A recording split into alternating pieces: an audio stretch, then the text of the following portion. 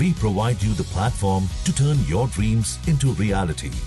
Give wings to your aspirations with KR Mangalam University.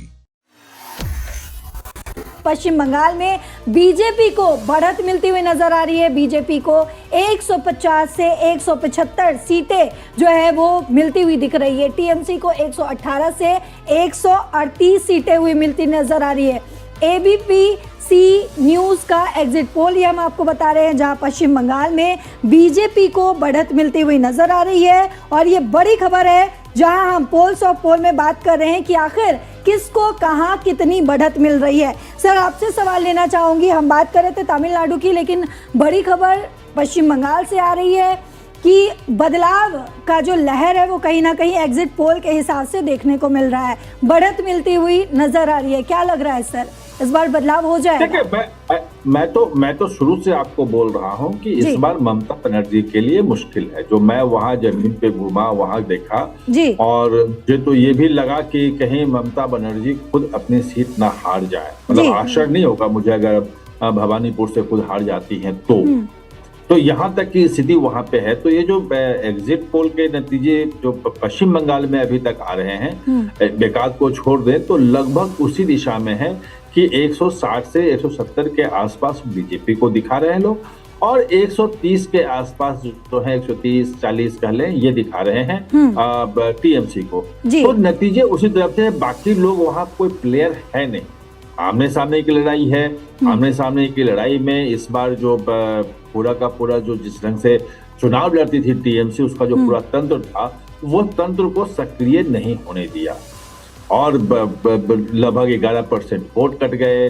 जो इतने बड़े पैमाने पे केंद्रीय बलों की तैनाती की गई, सुरक्षा बलों की, उसका रहा। जो चुनाव आयोग की शक्ति रही कि हर बूथ पे कैमरे लगाए गए और कह दिया गया कि जिस बूथ का कैमरा जो है अगर आधे घंटे के लिए बंद हो गया तो बूथ कैंसिल हो जाएगा, फिर वहां से दोबारा मतदान होगा। जी सर, लेकिन आंकड़े जो अभी सामने आ रहे हैं, अगर हम उसको 2021 के, 2016 और 2011 के आंकड़ों से कंपेयर करके देखें तो 2021 में भी टीएमसी के लिए जो एग्जिट पोल का अनुमान सामने आ रहा था 130 से 140 सीटें दिखाई जा रही थी, और बीजेपी के लिए भी 130 से 140 सीटें दिखाई जा रही थी। लेकिन सर, जब नतीजे आए तो नतीजे चौंकाने वाले थे।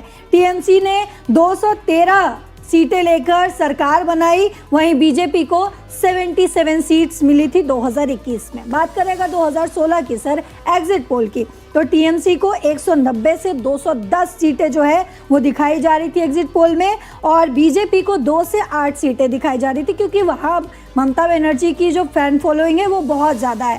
और रिजल्ट भी कुछ इसी तरीके से सामने आया सर। 2016 में टीएमसी ने 211 सीटें लेकर सरकार बनाई, वहीं बीजेपी 3 सीटों पर जो है सिमट कर रह गई। 2011 का अगर हम जिक्र करें तो 2011 में टीएमसी को एग्जिट पोल ने दिखाया कि 210 से 230 सीटें मिलेंगी और लेफ्ट को 60 से 80 सीटें दिखाई गई। और सर, आंकड़ा लगभग कुछ उसी तरीके से रहा। हालांकि टीएमसी के लिए एक झटका माना गया था 2011 में, क्योंकि टीएमसी को 184 सीटें मिली थी और 184 सीटों के साथ टीएमसी ने सरकार बनाई थी, और लेफ्ट को 60 सीटें मिली थी। सर, इस बार एंटी इनकम्बेंसी आप भी बता रहे हैं, हम भी देख पा रहे हैं जब हम ग्राउंड जीरो पर पहुंचे। अभी जिस तरीके से एग्जिट पोल्स जो हैं वो बीजेपी को बढ़त दिखा रही है, क्या लगता है सर, एग्जिट पोल जो है वो कितना सिमिलर होगा रिजल्ट से? देखिए, जब 2021 की आप बात करते हैं तो इस बात का लोग ध्यान नहीं करते हैं, सिर्फ एग्जिट पोल पे चले जाते हैं कि वो कोरोना के समय में चुनाव हो रहा था, और कोरोना का जो दूसरा जो फेज था, मतलब लहर जो कोरोना की थी ओमिक्रॉन वाली, जिसमें बहुत सारे लोग मारे गए थे, जिसमें लाशें जलती हुई चेताओं की दिखाया जाता था, शमशान भरे हुए हैं लाशों से, लोग हॉस्पिटल में कुछ भी मतलब ऑक्सीजन तक नहीं मिल रहा था, दवाइयां नहीं उपलब्ध हो रही थी। वो दौर था जिस दौर में चुनाव हुआ था, और लास्ट के 3 फेज में वो चरण पे था जिसमें लोग प्रचार करने भी नहीं गए। यानी कि जैसे चुनाव हुआ, जैसे वोट डाले गए वो डाले, और वहां पे जो एग्जिट पोल किस ढंग से हुआ होगा, कैसे हुआ होगा, मैं नहीं कह सकता हूँ। वहां अगर एग्जिट पोल में गड़बड़ी भी हो रही थी तो मैं उसको माफ करता हूं, क्योंकि सिचुएशन अलग थी। जी इस बार सिचुएशन अलग है। जी इस बार सर। सिचुएशन ये है कि वहां पे एक एक बूथ का जो है वो रिकॉर्ड रखा जा रहा है कैमरे पे कि कहीं कोई गड़बड़ी ना हो। और फर्स्ट फेज में पूरे बंगाल में पहली बार हुआ है कि एक भी बूथ पे रीपोलिंग करने की मांग न टीएमसी ने की और न बीजेपी ने, न किसी पार्टी ने की, न किसी निर्दलीय ने की। जी सर। यानी कि सबने माना कि जो वोट हुआ है, जिस बूथ पे वोट पड़ा है वो सही पड़ा है। अगर गलत होने की बात होती, रिगिंग की बात होती, कब्जे की बात होती, तो फिर कहते कि भाई यहां से दोबारा मतदान करवाओ। अलग बात है कि हो ना हो चुनाव फैसला करेगा, लेकिन कहीं मांग नहीं उठी और कहीं हुआ भी नहीं। और अब सारे जो है इस बार जो एग्जिट पोल भी आ रहे हैं और जो हमारे जैसे लोग जो घूम के आए हैं, जो वहां का पल्स देखा है जिन्होंने, उनको भी लग रहा है कि इस बार एंटी इनकम्बेंसी ज्यादा है। लोग खुल के बात नहीं करे थे, उसका एक अंडर करंट है।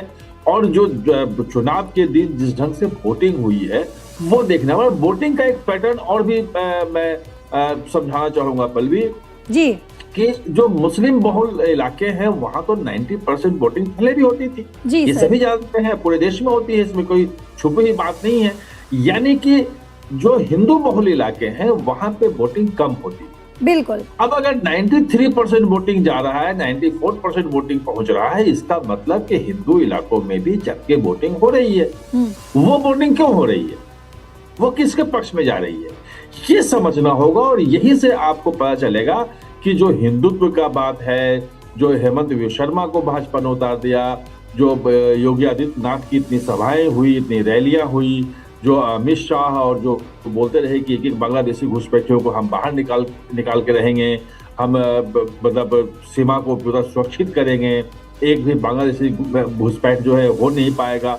ये तमाम चीजें कहीं ना कहीं से हिंदुत्व का जो वोटर है, हिंदू वोटर है, उसको कॉन्सोलिडेट करने के लिए किया गया था। और भाजपा ने बहुत सलीके से, बहुत तरीके से इसको आगे बढ़ाया। और अगर वो वोट वहां पे हो रहा है तो इसका मतलब नतीजे कुछ और आएंगे।